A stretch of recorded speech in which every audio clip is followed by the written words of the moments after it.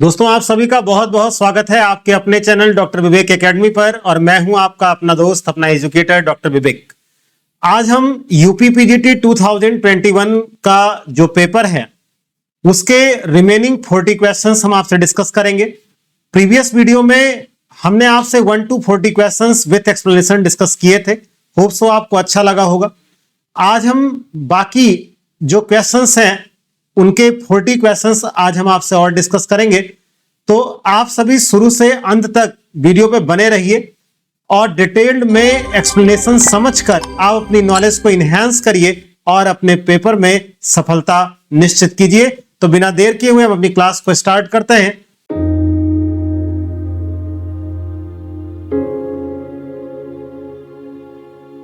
कह रहा इन case of business forecasting Which of the following statement is not correct? देखिए ये क्वेश्चन आपका बिजनेस फोरकास्टिंग से कह रहा है। इसमें आप एक एक पॉइंट आप समझ सकते हैं। ए पॉइंट कह रहा है इसमें short ranges forecast are less accurate than long range forecast. इसमें एक चीज देखिए, क्वेश्चन में आपसे पूछा क्या है पहले ये समझ में आ जाए। इसमें आपसे नॉट वर्ड पूछा है। ए पॉइंट कह रहा है शॉर्ट रेंज का जो फोरकास्ट आप करते हैं यानी are less accurate and long range forecast जो है आपका वो मोर एक्यूरेट होता है। तो आसान तरीका आप समझिएगा। इसमें देखिए जो लाइन है ये ठीक उल्टा दिया हुआ है। अगर ये कहता short run range forecast are, ये लेस की जगह पर अगर ये लॉन्ग वर्ड दिया होता तो ये लाइन करेक्ट होती। और लॉन्ग रेंज जो अगर आपसे कहता यानी ये लेस की जगह पर आप लॉन्ग का मतलब आप यहां पे मोर एक्यूरेट कह सकते हैं और लॉन्ग रेंज के जो फोरकास्ट होते हैं वो लेस एक्यूरेट होते हैं। तो आप बात को समझिएगा। आप जब शॉर्ट रेंजेस के फोरकास्ट करते हैं तो वो कहीं ना कहीं ज्यादा एक्यूरेट होते हैं, लॉन्ग रेंज के आपके लेस एक्यूरेट होते हैं। तो पहला ही ऑप्शन आपका रॉन्ग है, यानी इसका ऑप्शन ए आपका करेक्ट होगा। बाकी भी आप देख सकते हैं। कह रहा under time series forecast data obtained from past experiences analysis, ये सही है। टाइम सीरीज एनालिसिस में जो पास्ट के डेटा होते हैं उनकी हम एनालिसिस करते हैं और फ्यूचर के बारे में हम लोग अनुमान लगाते हैं। कह रहा index number is one of the method of forecasting, ये भी सही है। Least square method of business forecasting is also known as line of best fit, ये भी करेक्ट है। यानी बी सी डी करेक्ट है। आपसे नॉट करेक्ट पूछा है तो इसमें आप ध्यान रखिएगा। शॉर्ट रन के लिए जो आप फोरकास्टिंग करते हैं वो ज्यादा एक्यूरेट होते हैं, लॉन्ग रन के लिए जो आप फोरकास्टिंग करते हैं वो कम एक्यूरेट होते हैं। तो इस तरह से आपका ए ऑप्शन करेक्ट होगा। कह रहा है personal income is ₹62,000, undistributed profit ₹400, corporate tax 1,000 and transfer payment 2,000, then national income will be. देखिए नेशनल इनकम की अगर आप बात करें तो नेशनल इनकम आप कहिए या नेशनल एक्सपेंडिचर आप कहिए, दोनों का मतलब एक है। इसको कैलकुलेट करने के लिए हम लोग इनकम मेथड, एक्सपेंडिचर मेथड और जो है ये तीन मेथड हम लोग यहां पर डिस्कस करते हैं। बट इस तीनों मेथड जो नॉर्मल वे में हम लोग डिस्कस करते हैं या पढ़ते हैं नेशनल इनकम को कैलकुलेट करने के लिए, उस पर आपका क्वेश्चन नहीं दिया है। आपका क्वेश्चन जो दिया है वो पर्सनल इनकम पर बेस करके आपको दिया है। तो इसके लिए बहुत सीधा सा फार्मूला है। देखिए एनएन, इसको नेशनल इनकम को आप ये समझिएगा, इसको NNP-FC के नाम से जानते हैं, यानी net national product at factor cost. तो इसलिए आप ध्यान रखिएगा, कई बार ऐसे भी क्वेश्चंस आ सकते हैं कि नेशनल इनकम कई सारे ऑप्शंस दे देगा। तो NNP-FC आप याद रखिएगा, net national product at factor cost, ये आपको ध्यान रखना होगा। इस क्वेश्चंस के अकॉर्डिंग अगर आप सॉल्व करें तो देखिए इसके लिए पर्सनल इनकम, इसमें से आपको माइनस करना है ट्रांसफर पेमेंट जो आपको दिया है, ये इसका फार्मूला है। यानी ट्रांसफर पेमेंट को आप माइनस करेंगे और इसमें आपको प्लस करना है अनडिस्ट्रीब्यूटेड प्रॉफिट को, यानी अनडिस्ट्रीब्यूटेड प्रॉफिट ऐड होगी और कारपोरेट टैक्स जो है वो आपको ऐड करना होगा। तो पर्सनल इनकम आपको 62,000 दिया है, इसमें से आप माइनस करेंगे ट्रांसफर पेमेंट, ये आपका 2,000 है। इसमें आपको प्लस करना है 1,000 और प्लस करना है इस 400 को, तो 62 से 2 आप हटा देंगे तो ये 60,000 आएगा और 61,400, तो इसका आंसर आएगा 61,400। तो बी ऑप्शन आपका करेक्ट होगा। तो ये ध्यान रखिएगा, ये फॉर्मूला ऐसे आप याद रखें, होप सो पेपर में अगर क्वेश्चन आएगा तो आप कर ले जाएंगे। कह रहा right shares means those shares which are, कह रहा राइट शेयर्स होते क्या चीजें, आप ऑप्शंस पे बढ़े उसके पहले आप समझिएगा। जब कोई कंपनी अपने नए शेयर्स ऑफर करती है, यानी एक पुरानी कंपनी अपने नए शेयर्स ऑफर करती है, तो उसे परचेज करने का राइट पहले वो अपने एग्जिस्टिंग शेयर्स होल्डर को देती है कि अगर आप चाहें तो आप शेयर्स परचेज कर लें, फिर अगर आप नहीं लेंगे या डिनाई कर देंगे तो फिर हम मार्केट में लेकर आएंगे। तो आपको खरीदने का पहला अधिकार मिला है, इसी को हम लोग राइट बोलते हैं और ऐसे शेयर्स राइट शेयर्स कहे जाते हैं। तो कह रहा right shares means those shares which are issued to, कह रहा इश्यूड टू डायरेक्टर्स। देखिए डायरेक्टर्स को या प्रोमोटर्स को जो शेयर्स इश्यू होते हैं, इनको नाम आप जानिएगा, इनको हम लोग बोलते हैं स्वेट इक्विटी शेयर्स के नाम से इनको जानते हैं। तो ये आपका ऑप्शंस नहीं है। Offer to existing shares holder, B option आपका करेक्ट होगा। कह रहा offer to existing debenture holders, ये रॉन्ग है, डिवेंचर होल्डर्स को राइट शेयर्स ऑफर नहीं किए जाते।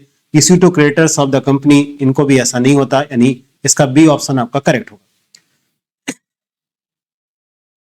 कह रहा which of the following is not correct, कह रहा management accounting and financial accounting are complementary to each other. ये सही बात है कि मैनेजमेंट अकाउंटिंग और फाइनेंशियल अकाउंटिंग जो है वो एक दूसरे के पूरक हैं। फिर कह रहा management accounting is concern with that accounting information which is useful for management, ये भी करेक्ट है। कह रहा management accounting depends on cost accounting, आपको पता है मैनेजमेंट अकाउंटिंग कॉस्ट और फाइनेंशियल दोनों अकाउंटिंग पर डिपेंड है। सी पॉइंट देखिए, कह रहा management accounting involves only quantitative information, ये गलत है क्योंकि वो क्वांटिटेटिव के साथ साथ क्वालिटेटिव इंफॉर्मेशन भी प्रोवाइड करता है। जितने मैनेजमेंट में रिपोर्ट्स बनते हैं वो सारे आते हैं, आपको पता है रिपोर्ट्स जितने बन रहे हैं वो सब आपके क्वालिटेटिव में आते हैं। तो इसलिए आपसे ये नॉट करेक्ट पूछा है, तो सी ऑप्शन आपका करेक्ट होगा। कह रहा डेब्ट equity ratio is a test of, देखिए डेब्ट इक्विटी रेशियो को हम लोग लॉन्ग टर्म सॉल्वेंसी रेशियो के नाम से भी जानते हैं, तो इसमें क्लियर लिखा है सॉल्वेंसी रेशियो, तो बी ऑप्शन आपका करेक्ट होगा। कह रहा मार्जिन ऑफ सेफ्टी मींस, देखिए मार्जिन ऑफ सेफ्टी होती क्या चीज है ये आप समझें।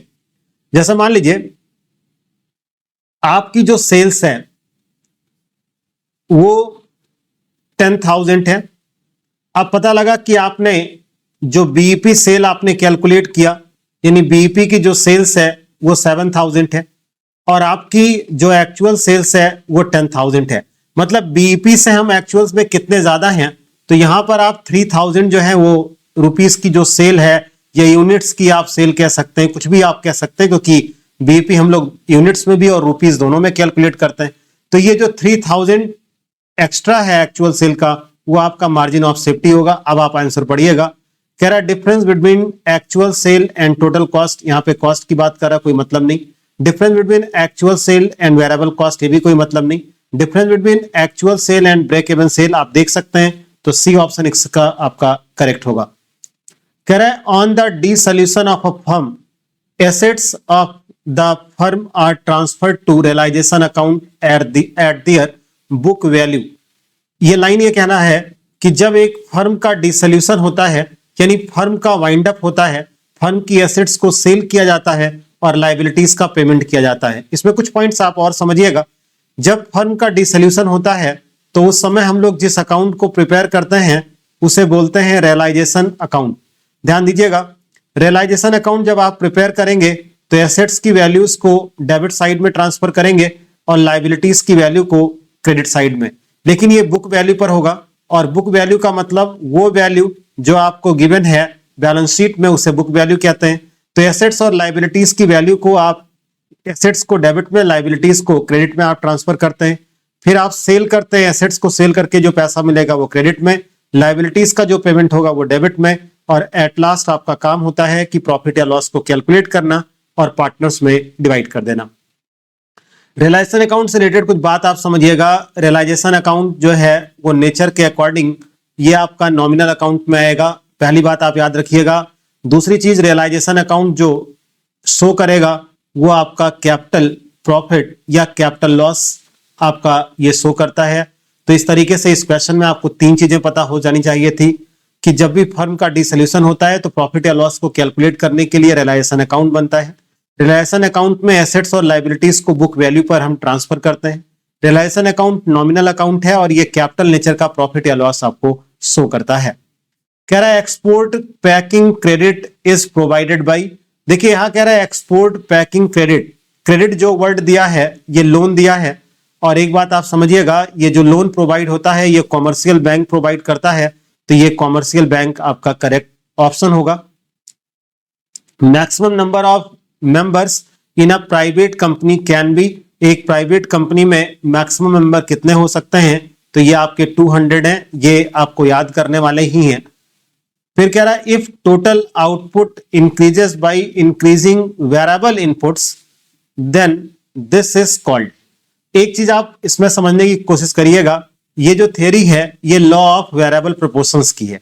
लॉ ऑफ वेरिएबल प्रोपोर्शंस कहता है कि some factors are fixed and some factors are variable, और वेरिएबल फैक्टर्स को आप इंक्रीज करेंगे। जैसा आप एग्जांपल समझिएगा, आपके पास जो लैंड है वो सपोज आपने इसको फिक्स्ड क्या दिया और लेबर जो है वो आपने वेरिएबल कर दिया। तो मान लीजिए ये लैंड है, ये आपने 1 ये कुछ भी यूनिट हो सकती है, यहां पर लेबर को आप इंक्रीज करेंगे प्रोडक्शन को बढ़ाने के लिए। तो ऐसी सिचुएशन को ये पूछ रहा है कि अगर ऐसा करने से हमारा प्रोडक्शन इंक्रीज करता है तो उसमें क्या करेंगे। देखिए ये theory law of variable proportions है, परिवर्तनशील अनुपातों का नियम है, जो शॉर्ट रन प्रोडक्शन फंक्शंस में आपका आता है। अब इसमें ये तीन चीजें होती हैं, और तीन चीज है law of increasing returns, law of diminishing returns, law of negative returns भी होता है या कांस्टेंट रिटर्न्स भी होता है, ये तीन आता है। देखिए रिटर्न्स टू स्केल जो है ये नहीं होगा, उसका रीजन ये लॉन्ग टर्म प्रोडक्शन फंक्शंस का है। लॉ ऑफ सप्लाई एक दूसरी थ्योरी है, तो यहां पर ये बी और सी दो ऑप्शंस बचे। आपसे कह रहा by increasing, then total output कह रहा है इंक्रीज कर रहा है, तो अगर टोटल आउटपुट इंक्रीज कर रहा है तो आप देख सकते हैं लॉ ऑफ इंक्रीजिंग रिटर्न्स आएगा, यानी सी ऑप्शन इसका आपका करेक्ट होगा। फिर कह रहा है which accounting standard is used for depreciation accounting, accounting standard अगर आपको याद है तो अकाउंटिंग स्टैंडर्ड जो आपका 6 है वो डेप्रिसिएशन अकाउंटिंग की आपके बात करता है, तो अकाउंटिंग स्टैंडर्ड 6 ये आपका करेक्ट होगा। कह रहा है heavy initial expenditure on advertising for introducing a new product is classified as, देखिए आपने बहुत ज्यादा एडवर्टीजमेंट पर पैसा खर्च किया है तो उसे डेफर्ड रेवेन्यू एक्सपेंडिचर बोलते हैं। डेफर्ड रेवेन्यू एक्सपेंडिचर का मतलब ऐसा एक्सपेंडिचर जो रेवेन्यू नेचर का है लेकिन इसकी बेनिफिट हमें कई ईयर्स तक मिलेगी, तो उसको हम डेफर्ड रेवेन्यू एक्सपेंडिचर बोलते हैं।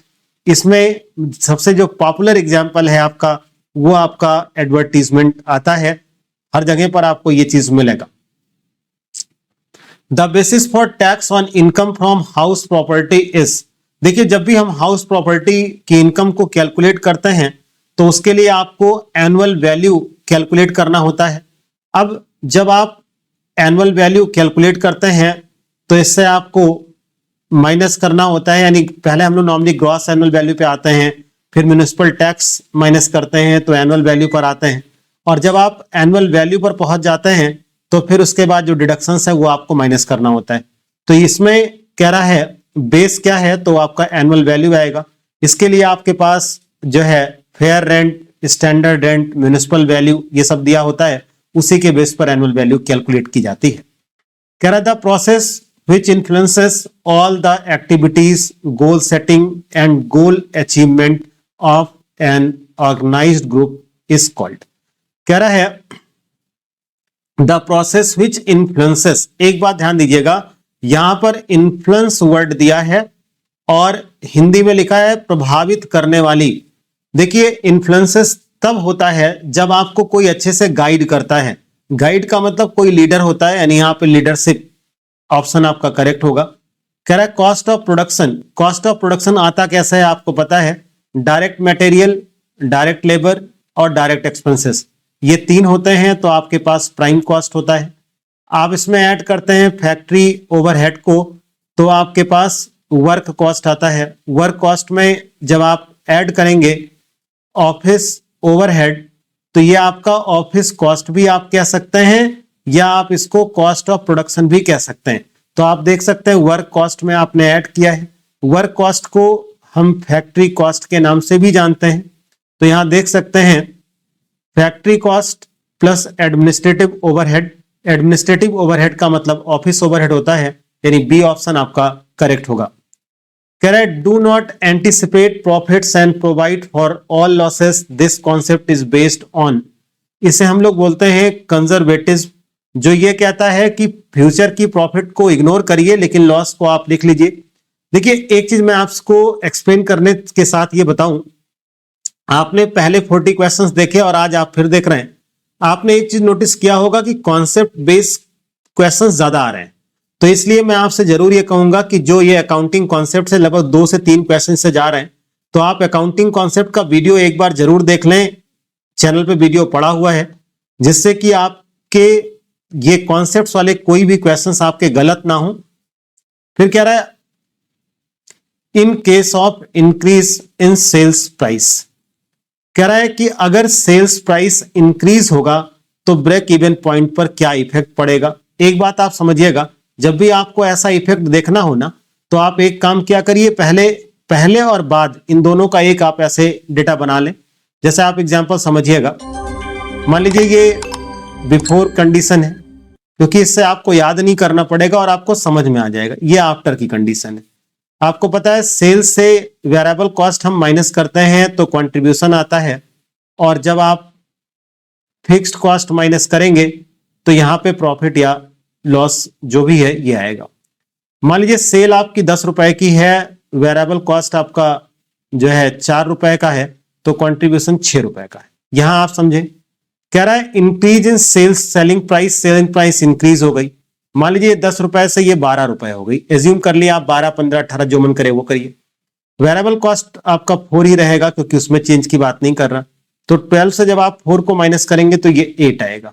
अब आप एग्जांपल समझिएगा, मान लीजिए जो आपका फिक्स कॉस्ट है वो 12,000 है, तो ये 12,000 हो गया, अपॉन 6 करेंगे तो 12,000 अपॉन 6, यानी बीईपी का फॉर्मूला होता है इन यूनिट्स के लिए फिक्स कॉस्ट अपॉन कंट्रीब्यूशन भी आप कर सकते हैं।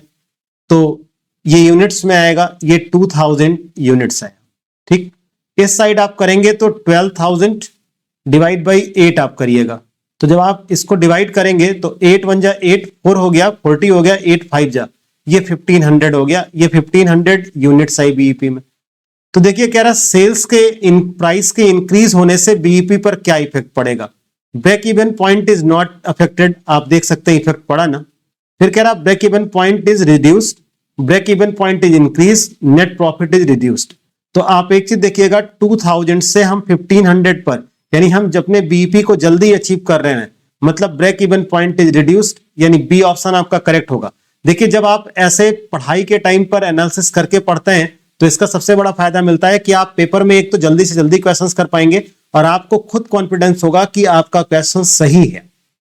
कह रहा है under which theoretical distribution is the quartile division 2/3 of the standard division. देखिए ये जो है आपका नॉर्मल डिस्ट्रीब्यूशन में होता है। नॉर्मल डिस्ट्रीब्यूशन में जो कर्व आपका बनता है वो वेल शेप्ड का बनता है, यानी वो इस तरीके से बनता है, ये चीज होता है। तो ये 2/3 जो है ये नॉर्मल डिस्ट्रीब्यूशन में आपका आएगा। कह रहा है इन टेलर फंक्शनल ऑर्गेनाइजेशन, कह रहा है टेलर के फंक्शनल ऑर्गेनाइजेशन में गैंग बॉस। एक बात कुछ ना समझ पाइए तो इतना ध्यान रखिएगा, यहां बॉस वर्ड दिया है। आपको ही पता है बॉस जो है वो केवल आपको ऑर्डर देता है, इंस्ट्रक्शंस देता है। घर में भी जो बॉस है वो भी यही काम करते हैं, बाहर के जो बॉस होते हैं वो भी यही काम करते हैं। तो कह रहा है इश्यू ऑर्डर्स एंड इंस्ट्रक्शंस, ये आपका सही होगा। कह रहा the dissolution of a partnership firm can occur due to, कह रहा है पार्टनरशिप फर्म का यानी डिसोल्यूशन कैसे कैसे हो सकता है। तो death of a partner, insolvency of partner, agreement of the partners, यानी ऑल ऑफ द अबव। इसमें all of the above question आपका सही होगा, यानी ऑप्शन जो है।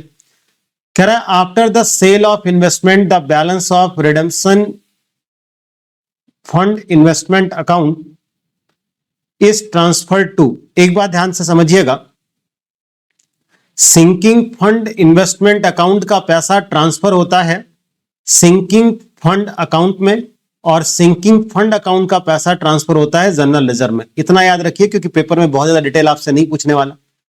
सिंकिंग फंड कहिए या डिवेंचर रिडम्पशन फंड इन्वेस्टमेंट, तो देखिए डिवेंचर या रिडम्पशन फंड इन्वेस्टमेंट, ध्यान सुनिएगा, इन्वेस्टमेंट का पैसा ट्रांसफर होता है रिडम्पशन फंड अकाउंट में, तो इसका सी ऑप्शन सही होगा।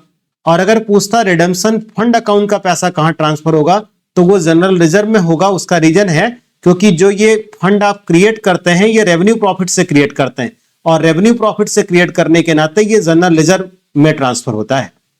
कह रहा है tax burden under income tax act 1961 depends on, देखिए कह रहा है जो टैक्स हम कैलकुलेट करते हैं वो किस पर, देखिए टैक्स का नेशनैलिटी से कोई मतलब नहीं है, क्योंकि अमेरिका में रहने वाला यानी जो अमेरिका का कोई सिटीजन है वो अगर इंडिया में रहता है तो हो सकता है वो टैक्स पे करे, और इंडिया में रहने वाला जो बंदा है यानी जो सिटीजन है यहाँ का, हो सकता है वो टैक्स यहाँ ना पे करे। तो नेशनैलिटी का इनकम टैक्स से कोई लेना देना नहीं है, एज का कोई लेना देना नहीं, जेंडर का कोई लेना, कि मेल फीमेल सब पे टैक्स लगता है। तो यहाँ पर जो है वो रेसिडेंशियल स्टेटस पर है, यानी अगर आप इंडिया में एक सर्टेन डेज तक रहते हैं वो 182 और बाकी सारी क्राइटेरियाज हैं। कह रहा है accrual system of accounting is also known as, accrual system को हम लोग मर्केंटाइल सिस्टम के नाम से जानते हैं, जिसमें कैश और क्रेडिट दोनों ही ट्रांजैक्शंस को रिकॉर्ड किया जाता है। कह रहा the forms of organisation in which line manager are assist by specialist is called, कह रहा है जो लाइन मैनेजर है वहां पर कोई ना कोई उसको एक एडवाइजर बैठा है जो उसको एडवाइस दे रहा है, तो उसको हम लोग बोलते हैं लाइन एंड स्टाफ ऑर्गेनाइजेशंस। ये केवल एडवाइस करने का काम करता है, मानना ना मानना आपका, क्योंकि आप रियल लाइफ में देखते हैं बहुत सारे लोग एडवाइस करते हैं, लेकिन मानना या ना मानना ये आप पे डिपेंड करता है।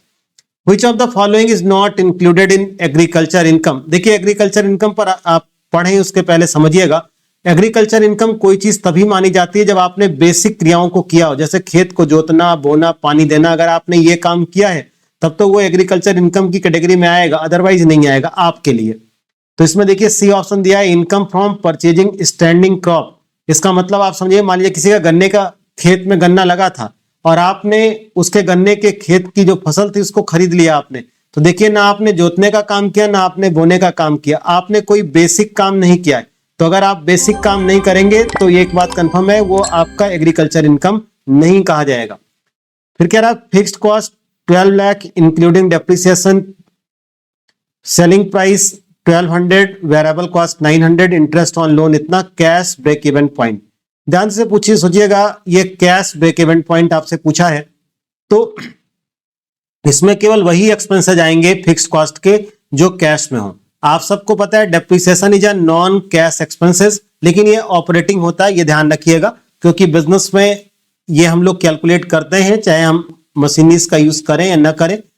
अब देखिए 12 लाख रुपीस है, तो अगर आप 12 लाख रुपीस में पहले उन एक्सपेंसेस को हटा दीजिए जो नॉन कैश में है, तो 80,000 हट जाएगा, तो ये आपका 11,20,000, तो ये फिक्स्ड कॉस्ट वाले आपके आएंगे।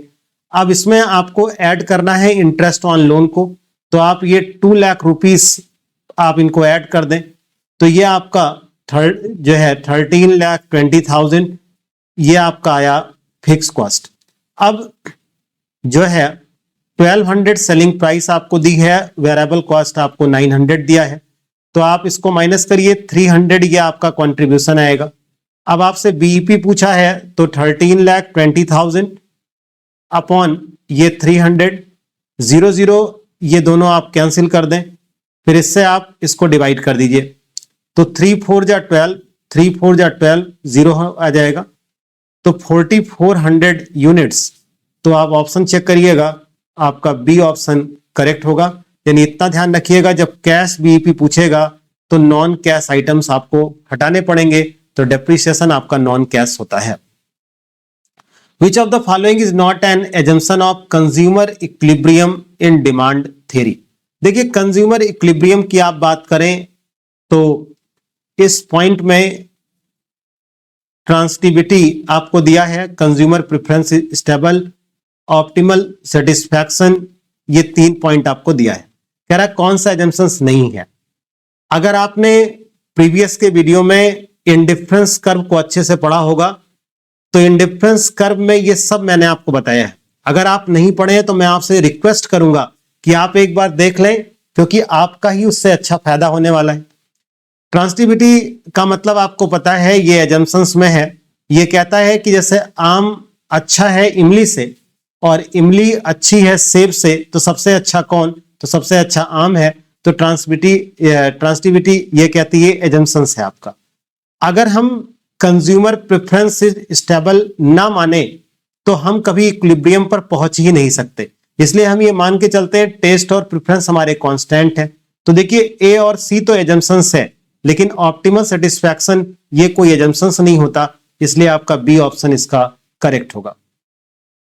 कह रहा टेंडर फॉर कंस्ट्रक्शन इज, देखिए टेंडर का मतलब एक तरीके से आप सेलिंग प्राइस समझ सकते हैं, और जो गवर्नमेंट वर्क्स में ज्यादा यूज होता है तो एस्टिमेट ऑफ सेलिंग प्राइस। इसी को नॉर्मली जब गवर्नमेंट में नहीं होता तो इसी को हम लोग कोटेशन बोलते हैं। जैसे आप बाइक खरीदने जाएं या कार लेने जाएं तो वहां पे कोटेशन वर्ड का यूज होता है, ठीक उसी तरीके से जब गवर्नमेंट में बात करते हैं तो टेंडर वर्ड का यूज होता है।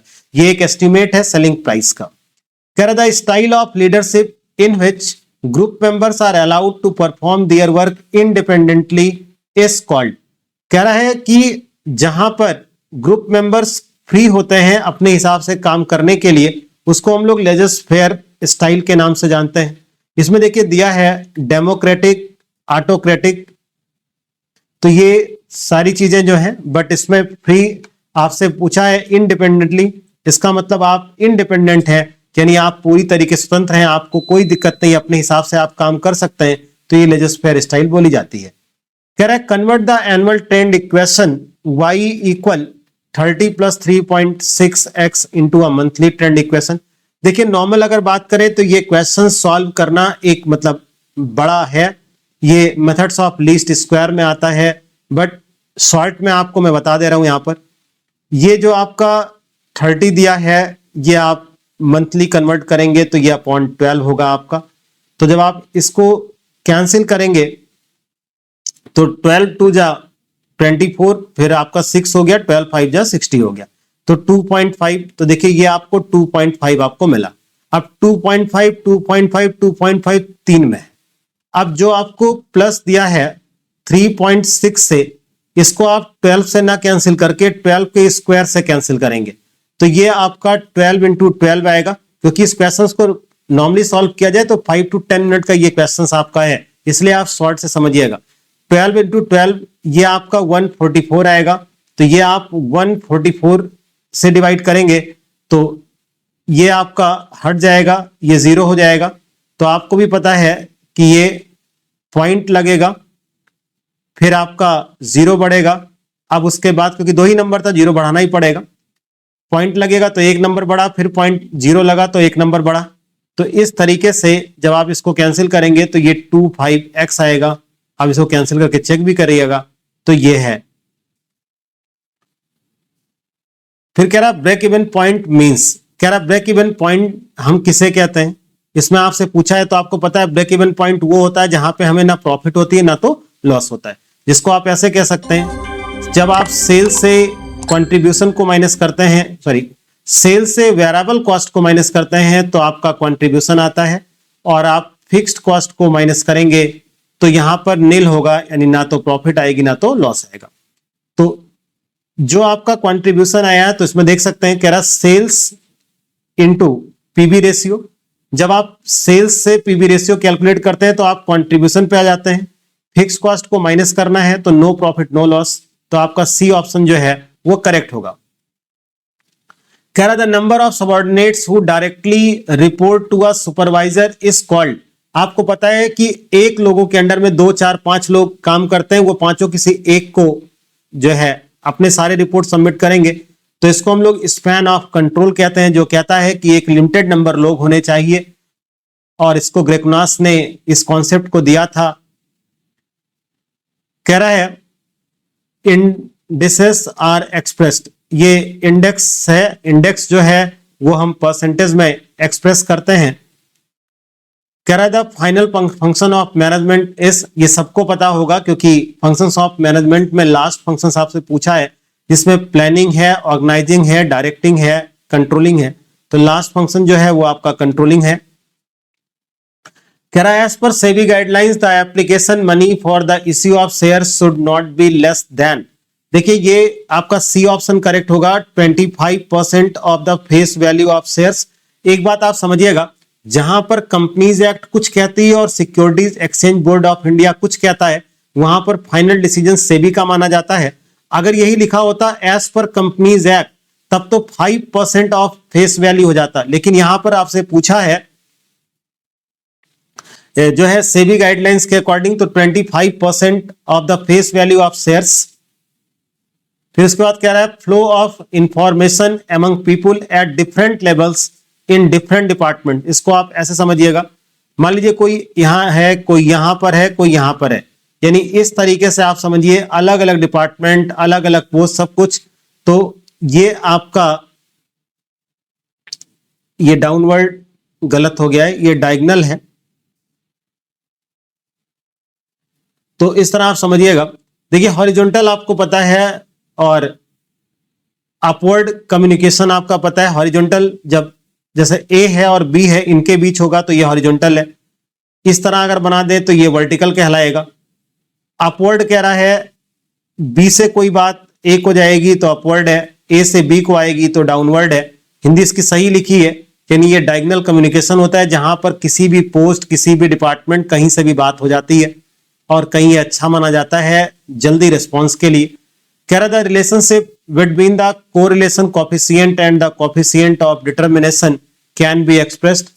कह रहा था coefficient of determination is the square of the correlation coefficient. ये आपका ए ऑप्शन सही है, यानी जो आपका कोफिशिएंट ऑफ डिटर्मिनेशन होता है ये आर का स्क्वायर होता है। तो वही आपसे ये पूछा है।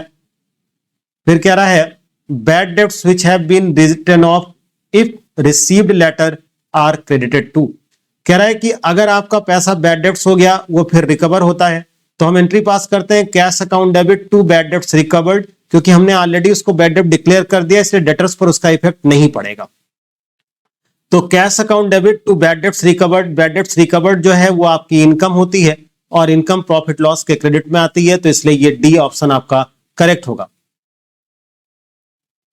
कह रहा a company purchases 8000 units of a commodity for its annual requirement.